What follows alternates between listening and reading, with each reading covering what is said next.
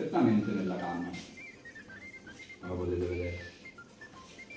Allora, una volta fatto questo procedimento,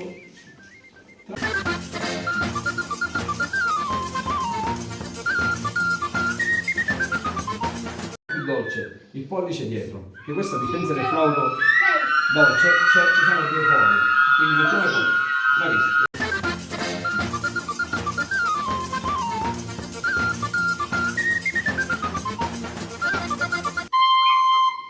Vediamo che ci riesce, se no.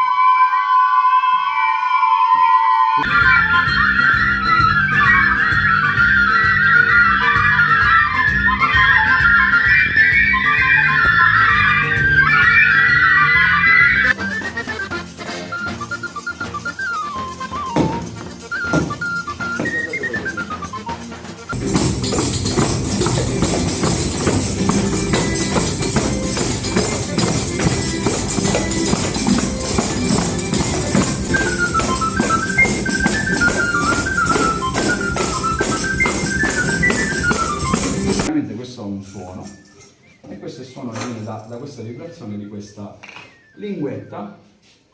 Questo adesso vi faccio vedere, non so se riuscite a vedere, c'è una linguetta, vedete? E questa